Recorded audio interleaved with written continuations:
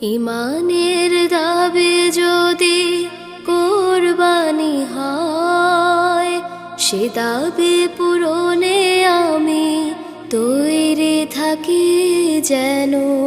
ও গো দয়াময় আমার প্রভু দয়াময়,